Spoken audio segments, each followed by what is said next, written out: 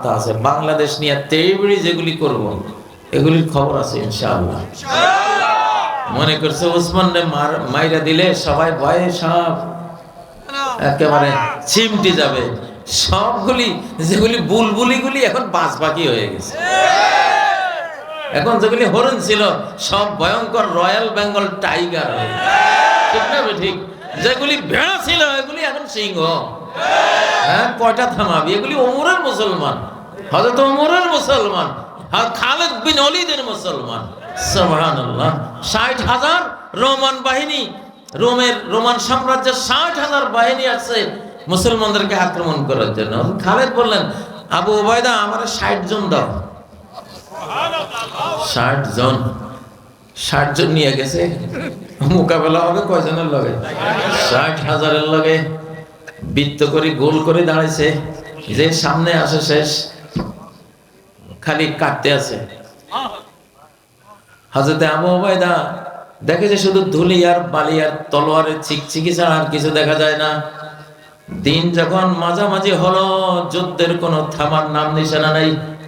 লাশের উপর দিয়ে তিনি ঘোড়া দৌড়াইয়া গেলেন, আল্লাহর কাছে দোয়া করলেন, ও আল্লাহ, কোন মুসলমানের গায়ের উপরে যাতে আমার ঘোড়ার খুর না পড়ে। পরে ধুলিবালির ভিতরে তরবারির চিকচিকির ভিতরে গিয়া দেখে 60 জনের বৃত্তের মধ্যে একজনও ক্ষয় হয় নাই, 60 জনে দাঁড়ায় আছে। থমছে, লড়াই চলছে। রোমানদের 30,000 নিহত হয়েছে, বাকি 30,000 জান লইয়া পলাইছে। এইটা মুসলমান। এটা এই যে বাংলার মুসলমান, হযরত খালেদের মুসলমান এগুলি, ঠিক না? এগুলিরে খাপাইলে উপায় আছে? দুনিয়া কিয়ামত করেই ফেলাইবে এগুলিরে। এগুলি ঘুমাই রয়েছে, চুপচাপ রয়েছে, থাকতে দে। এগুলিরে মাইরা তোরা যে কি সর্বনাশ করতে আছো, ঠিক না বেঠিক? এক দোয়ায় তো তোকে মতো এরকম এক দেশ ধ্বংস হয়ে যেতে পারে, এক দোয়া, ঠিক না বেঠিক? हाँ मेरा दुआए मर्द मोमिन से बदल जाती है तकदीरी।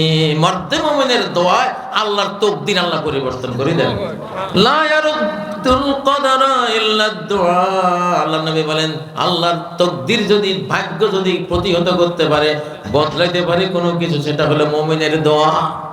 মুমিনের দোয়া। সুবহানাল্লাহ। তো বাংলাদেশে সেই দোয়াওয়ালা মুসলমান আছে না নাই? আছে না নাই? আপনারা কি মনে করেন হাসিনা সমস্ত পুলিশ তার, র্যাব তার, বিজেপি তার, সমস্ত সেনাবাহিনী তার, যত মন্ত্রী এমপি আমলা কামলা সব তার, এত সবের পরে পুরা ভারত তার পিছনে দাঁড়ানো, এটা এমনি চলে গেছে? ও ভাইয়া, জেলখানায় হঠাৎ করে একদিন মনে হলো, আমার বশিকপুর, আমার বাড়ির মধ্যে একজন বুড়ো ফকির আসতো।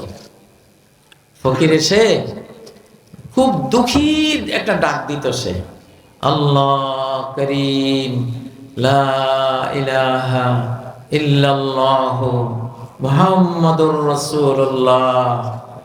এগো মা গো, বোনেরা গো, কে আছেন গো, আমারে একটু সাহায্য করেন।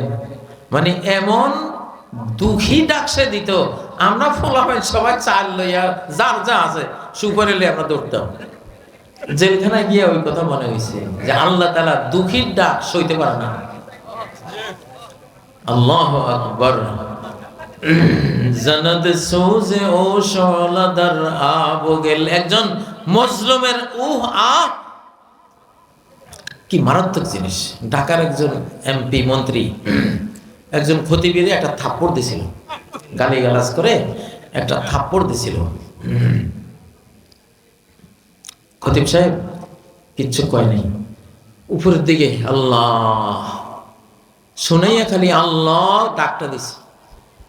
ওই লোক ওনাদের থাপ্পড় দিয়া সামান্য একটু দূরে গিয়া নৌকা বা লঞ্চে করে কোথায় যাবে, কণ্ঠ বন্ধ হয়ে গেছে। নাম কইতাম না, কিন্তু আপনারা জানেন বাংলাদেশ সংসদের একজন মন্ত্রীর কণ্ঠ বন্ধ হয়ে গেছে, আর কোনো কথা নাই। হ্যাঁ, এইটার ইতিহাস হলো একজন ইমাম দুঃখীর ডাক। তা আমি যারা জেলখানায় ছিল এদেরকে দুঃখীর ডাক শিখাইতাম, তোরা দুঃখ ভরে আল্লাহরে ডাক দে।